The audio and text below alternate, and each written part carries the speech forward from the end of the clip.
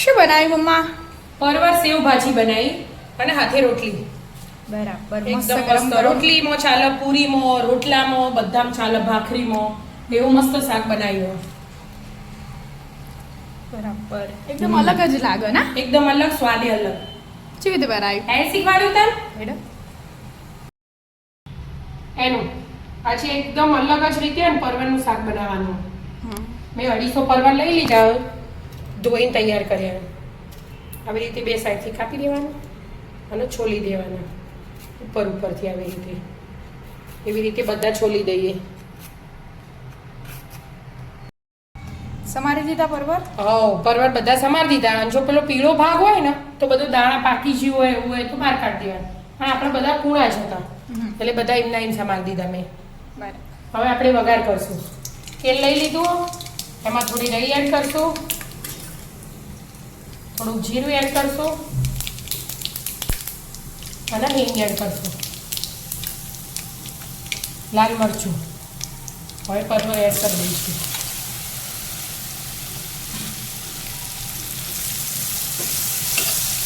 આ રીતે શાક બનાવવાનું આપણે?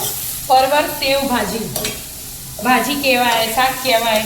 પણ અત્યારે શ્રાવણ મહિનો ચાલે ને એટલે આપણે લસણ ડુંગળી વગરના શાક બનાવવા હોય ને તો આ પરવરનું શાક બની જાય એકદમ અલગ જ રીતે. રોજ આપણે એકલા તેલમાં આવી રીતે બનાવતા હોય પણ આ થોડું અલગ બનશે. એટલે આપણે કહીએ કે હું શાક બનાવું એ અલગ શાક બની જાય મસ્ત. અને રસાવાળું બને ને એટલે લાગે મસ્ત. એમાં સ્વાદ પ્રમાણે મીઠું એડ કરી દઈશું આપણે અને થોડી હળદર એડ કરી દઈશું.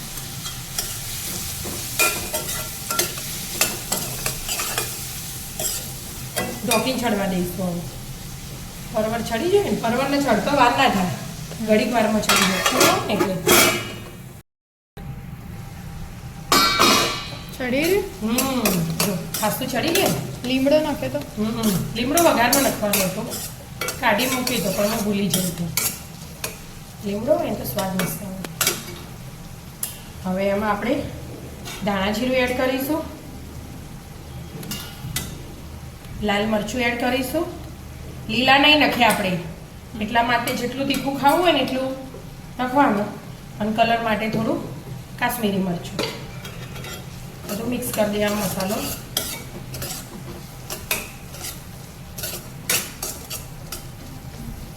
કૂણા હોય એટલે ફટ લઈને ચડી જાય, વાર ના થાય.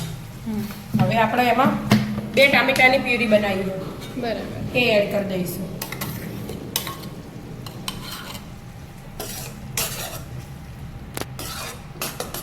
આ થોડું અલગ અને મસ્ત બનાવ. આમાં જે મને પેલું ના ભાવતું હોય ને તો આવું ભાવ. અને કોરું પડતું હોય ને આ મસ્ત ગ્રેવી વાળું બનાવી. અને જે લસણ ડુંગળી ના ખાતા હોય એના માટે સ્પેશિયલ. હવે ચડવા દેવાનું ટામેટું.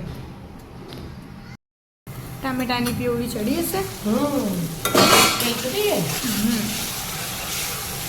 હવે આપણે એમાં અડધા ગ્લાસ જેવું પાણી એડ કરીશું. અડધું ગ્લાસ. જેવો આપણે જાડો પતલો રસો ગમતો હોય ને એવું કરવાનું. આમાં સેવ આવશે ને એટલે સેવ પાછું પાણી પી લે એટલા માટે. એટલે થોડીક વાર 2 મિનિટ જેવું ચડવા દેવાનું, પછી આપણે સેવ એડ કરીશું.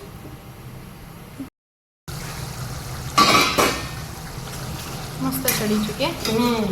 જો રસો જાડો થઈ ગયો ને હવે એમાં આપણે એક નાની ચમચી જેવો ગોળ એડ કરીશું. જેને ગોળ એડ કરવો હોય કરવાનું, ના ખાતા હોય ને એના એડ નહીં કરવાનું. ગોળ એડ કરીએ ને તો એનો ટેસ્ટ એકદમ બદલાઈ જાય શાકનો. અને કસ્તુરી મેથી એડ કરીશું. કસ્તુરી મેથી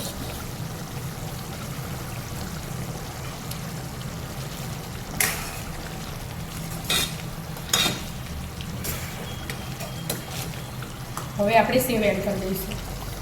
આપણે આલુ સેવ લીધી એટલે જે પીળી સેવ આવે ને આવી ના પતલી ના જાડી એ સેવ એડ કરાય. આપણે હમણાં ઘેર બનાવી હતી પણ એ પતી જાય ને કઈ એરી જ એડ કરો. એરી એડ કરો તે મસ્ત હતી. મસાલા વાળી. હવે ધીમા ગેસે 1 મિનિટ ચડવા દેવાનું. મસ્ત થઈ ગયું મમ્મી. મસ્ત શાક ચડી ગયું ને આપણે એમાં ધાણા એડ કરી દઈશું અને શાક તૈયાર. શાક બનીને રેડી. પરવર સેવ ભાજી. પરવર સેવ ભાજી. પરવર સેવ મસાલા કો તો એ કહેવાય જે કહેવું હોય છે. પરવળ તો દેખાતા જ નહીં. પરવળ ચડી છે ને દાળે જો અમુક દેખાય. પણ મસ્ત લાગે. મસ્ત લાગે. દેખાવનું એ મસ્ત લાગે, સ્વાદમાં એટલું મસ્ત લાગે. બરાબર. તો આવી જાઓ મિત્રો મસ્ત મજાનો પરવળ સેવ ભાજી ખાવા. મિત્રો અમારા વિડીયો ગમતા હોય તો લાઈક શેર અને સબસ્ક્રાઇબ કરજો. રાધે રાધે.